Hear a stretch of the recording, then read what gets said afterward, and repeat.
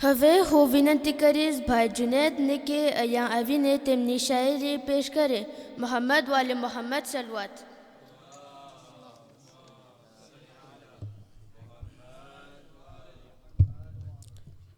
सलवत.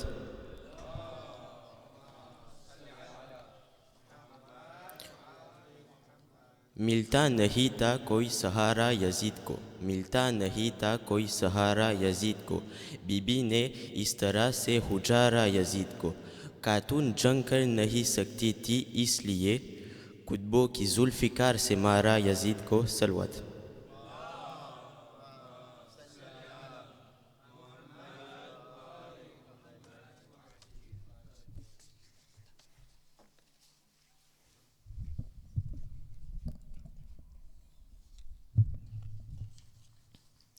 હવે હું વિનંતી કરીશ ભાઈ જાબીરને અહીંયા આવીને તેમની મજાલીસ આપણા સમક્ષ પેશ કરે.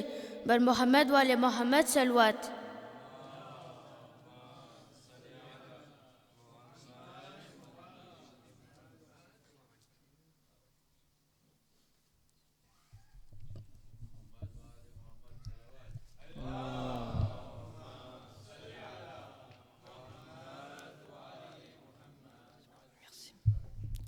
सूरतुल मुबारकतुल फातिहा.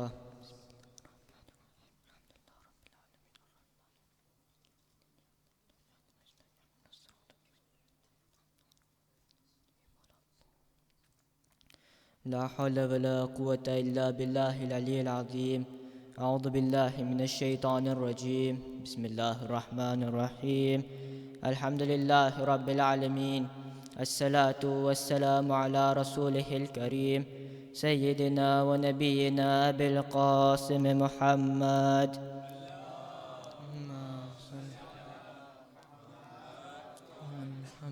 वअला अहलि बैतिहि अत्तय्यबीन अत्ताहिरीन अल-मासूमीन अल-मज़लूमीन वलअनतुल्लाहि अला अअदाइहिम अजमईन. अम्मा बाद. सलामुन अलैकुम व रहमतुल्लाहि व बरकातुहू. અમુક દિવસ પહેલાં જ આપણા ચોથા ઇમામ ઝૈનુલ આબિદીન અલૈહિસ્સલામ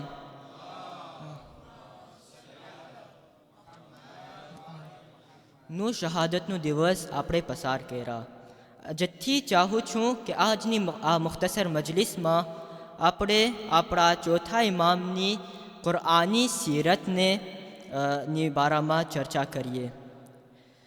આપણા ચોથા ઇમામ સજ્જાદ અલૈહિસ્સલામ પોતાની એક હદીસમાં બયાન કરે છે કે જો દુનિયાની અંદર બધા લોકો મરી જાય, બધા લોકો દુનિયાથી ચાલા જાય અને કોઈ બાકી ના રહે અને હું એકલો આખી દુનિયામાં હોઉં અને મારી સાથે કુરઆને મજીદ હોય તો મને એકલાપણાનું ડર નહીં લાગે, એકલાપણાનો અહેસાસ નહીં લાગે. કુરઆની મજીદથી આપણા ચોથા ઇમામ બહુ જ મોહબ્બત કરતા હતા, બહુ જ લાગણી હતી તેમને કુરઆને મજીદથી. ઇમામ બહુ જ સારી રીતના અને ખૂબસૂરત અવાજથી કુરઆનની તિલાવત કરતા, એટલી સારી તિલાવત કરતા કે રાસ્તા ઉપર પસાર થતા લોકો જ્યારે ઇમામના દરવાજા સુધી પહોંચતા ને તો તે લોકો ચાલતા ચાલતા ઊભા રહી જતા ઇમામની તિલાવતને સાંભળવા માટે. આપણા ચોથા ઇમામ પોતે એક હદીસ ફરમાવે છે કે આ કુરઆને મજીદ ને આયતો ઇલ્મના ખજાના છે. જ્યારે પણ આ ખજાનાને ખોલવામાં આવે તો હક છે આ ખજાનાનો કે તેની ઉપર ધ્યાનથી નજર કરવામાં આવે. આપણા એટલું જ નહીં, આપણા ચોથા ઇમામ તો આ પણ ફરમાવે છે કે જે કોઈ મક્કાની અંદર કુરઆને મજીદને ખત્મ કરે, આખા કુરઆનની તિલાવત કરે ને તો એ માણસ મરવા પહેલાં પોતાની જન્નતની જગ્યાને જોઈને અને રસૂલે ખુદાની ઝિયારત કરીને આ દુનિયાથી જાય છે. સલ્લી અલા મુહમ્મદ. આપણા ચોથા ઇમામ કુરઆને મજીદની ફજીલતોને પણ બયાન કરતા, કુરઆને મજીદની બહેતરીન તિલાવત પણ કરતા અને આટલું જ નહીં બલકે પોતાના હદીસોને પણ કુરઆને મજીદની આયતો વડે પેશ કરતા. પોતાના જે કામો હતા તેને પણ કુરાનની આયતોને ના વડે બયાન કરતા. અને આટલું જ નહીં, ત્યાં સુધી કે જ્યારે કોઈ લોકોને જવાબ આપતા ને તો અવારનવાર કુરાને મજીદને યુઝ કરતા, કુરાને મજીદથી ફાયદો ઉઠાવતા. રાવીનું નામ છે તાઉસે યમાની.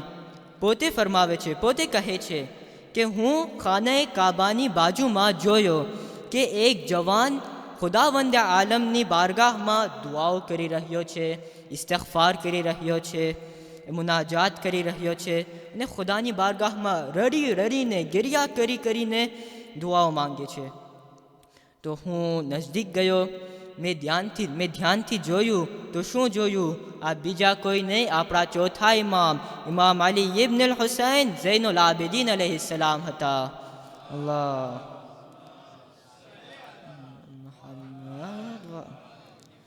જ્યારે મેં એમને જોયું એટલે તરત જ મેં એમને જાણ કરી કે એ ફરઝંદે રસૂલ, તમે આટલી બધી ઇબાદત કરો છો, તમે આટલું બધું ગિરિયા કરો છો, આ રીતના તમે દુઆઓ કરો છો, આ રીતના તમે ઇસ્તિગફાર કરો છો, જ્યારે કે તમારી પાસે 3 ફઝીલતો એવી છે ને કે જેના લીધે તમારી નજાત પાકી છે, તમારી કયામતના દિવસે નજાત પાકી છે. કેવી 3 ફઝીલતો? સૌથી પહેલી ફઝીલત, તમે ફરઝંદે રસૂલે ખુદા છો, તમારી નિસ્બત ખુદ પૈગંબરે ઇસ્લામથી છે. બીજી વાત કે ચોક્કસ રસૂલે ખુદાની શફાઅત તમને લાગુ પડશે, ચોક્કસ રસૂલે ખુદા તમારી શફાઅત કરશે. અને ત્રીજું કે ખુદા એટલો મહેરબાન છે, એટલો રહમાન અને રહીમ છે, ખુદાની રહેમત પણ બહુ જ વિશાળ છે. તો ચોથા ઇમામ આ સાંભળીને તેના આ 3 દલીલોના જવાબ કુરાને મજીદથી આપે છે અને ફરમાવે છે કે એ તાઉસ યમાની, તું વાત કરે છે કે હું ફરઝંદે રસૂલ છું, હું રસૂલે ખુદાનો દીકરો છું, રસૂલે ખુદાનો ફરઝંદ છું, એટલે કયામતના દિવસે મારી નજાત પાકી. તો જ્યારે કે કુરાને મજીદમાં સૂરે મોમિનૂનની 101મી આયતમાં ખુદાવંદે આલમ ફરમાવે છે કે ફલા અંસાબા બૈનહુમ યૌમઇઝિન વલા યતસાઅલૂન, કે કયામતના દિવસે કોઈ પણ રિશ્તા કામ આવવાવાળા નથી, કોઈ પણ રિશ્તા બાકી રહેવાવાળા નથી. એ દુનિયામાં છે કે આ આનો દીકરો છે, આ આનો ભાઈ છે, આ આનો પોતરો છે ને આ આનો નવાસો છે, બાકી આખરતમાં આ બધું રહેવાવાળું નથી. બીજું તે કહ્યું કે ચોક્કસ રસૂલે ખુદા મારી શફાત કરશે. તો સાંભળી લે કે ખુદાવંદ આલમ જે બંદાથી રાજી હશે ને તેની જ રસૂલે ખુદા શફાત ફરમાવશે. કારણ કે કુરાને મજીદમાં ખુદાવંદ આલમ સૂરે અંબિયાની 65 આયતમાં ફરમાવે છે કે વલા યશફાઉન ઇલ્લા લિમન ઇર્તદા, લોકોની શફાત નહીં થાય સિવાય એ લોકોની કે જેનાથી ખુદા રાજી હશે. આપણી પાસે શફાઅતની લાયકાત હોવી જોઈએ, આપણે શફાઅતના હકદાર હોઈએ તો શફાઅત થશે, નતર નહીં થાય. અને ત્રીજી વાત તે બયાન કરી કે અલ્લાહની રહેમત વિશાળ છે. તો ખુદાવંદે આલમ કુરાને મજીદમાં સૂરે આરાફની 56 આયતમાં ફરમાવે છે કે ઇન્ના રહમતલ્લાહી કરીબુમ મિનલ મુહસિનીન, અલ્લાહની રહેમત નેક લોકોથી કરીબ છે, મુહસિનીનથી કરીબ છે. અને મને ખબર નથી કે મારી ગણતરી નેક લોકોમાં થાય છે કે નહીં, મુહસિનીનમાં થાય છે કે નહીં. તો હું શા માટે આ રીતના આશા લઈને બેઠી જાઉં કે ચોક્કસ મારી તો નજાત પાકી છે કયામતના દિવસે, જ્યારે કે કયામતના દિવસે ના તો કોઈ રિશ્તા કામ આવવાના છે, ના તો મને ખબર છે કે હું શફાઅતનો હકદાર છું કે નહીં, કે હું શફાઅતનો લાયક છું કે નહીં. અને મને તે પણ નથી ખબર કે મારી ગણતરી મુહસિનીનમાં થાય છે કે નહીં. એટલે જ આ મારી જવાબદારી બને છે કે હું પોતાને બહેતર બનાવું, હું પોતાને સારો બનાવું અને હું મારા આમાલ વડે, મારા દુઆઓ અને ઇસ્તિગફાર વડે ખુદાવંદ આલમથી વધુમાં વધુ નજદીક થવાની કોશિશ કરું. આ હતી આપણા ચોથા ઇમામની કુરાની સિફત. અને આપણા ચોથા ઇમામની સીરતમાં અવારનવાર આપણને કુરાન મજીદના જલવો નજર આવે છે. બસ અઝાદારો, આજે જિક્ર કરવું છે આપણા ચોથા ઇમામનું કે જે અસીર હતા. આપણા ચોથા ઇમામની શહાદત બાદ જ્યારે આપણા પાંચમા ઇમામ પોતાના બાબાને દફન કરીને પાછા આવે છે, થોડીક જ વાર બાદ ઇમામના ગુલામ આવે છે અને કહે છે કે આકા, એ મૌલા, ચોથા ઇમામનું ઊંટ ક્યાંય ચાલ્યો ગયો છે. ઇમામ કહે છે કે તપાસ કરવામાં આવે કે તે ઊંટ ક્યાં છે. જોવા મળે છે કે ચોથા ઇમામના ઊંટ ચોથા ઇમામના કબ્ર પર પોતાનું મોઢું ફેરવીને રડે છે, ગેર્યા કરે છે. આ ઊંટને પોતાના સવારથી એટલી મોહબ્બત, એટલી લાગણી કિતાબોમાં મળે છે કે આપણા ચોથા ઇમામ આ ઊંટ પર બેઠીને 22 વખત 22 વખત હજ પર ગયા છે, પણ ઇમામે તેને એક પણ તાઝિયાનો નથી માર્યો, એક ફેરે પણ એના ઉપર હાથ નથી ઉઠાવ્યો. આપણા ચોથા ઇમામ એટલા રહેમદિલ હતા કે એક પણ તાઝિયાનો આ જાનવરને નથી માર્યું.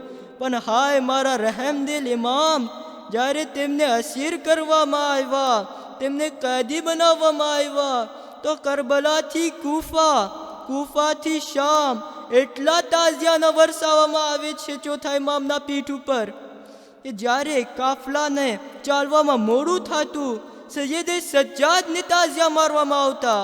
જ્યારે બીબીઓ રડતી, ગિરિયા કરતી, ઇમામે હુસૈનને યાદ કરતી, તો પણ આપણા ચોથા ઇમામને તાઝિયા વરસાવવામાં આવતા. ચોથા ઇમામની શહાદત બાદ તેમને જ્યારે પાંચમા ઇમામ ચોથા ઇમામને હુસ્લ આપે છે, ત્યારે પાંચમા ઇમામ એ જખ્મોને જોયા છે જે ઇમામની અસીરીના જખ્મ હતા. એને જોઈને કરબલાના બનાવને યાદ કરીને આપણા પાંચમા ઇમામ ખૂબ જ રેડા છે, ખૂબ જ ગિર્યા કર્યા છે.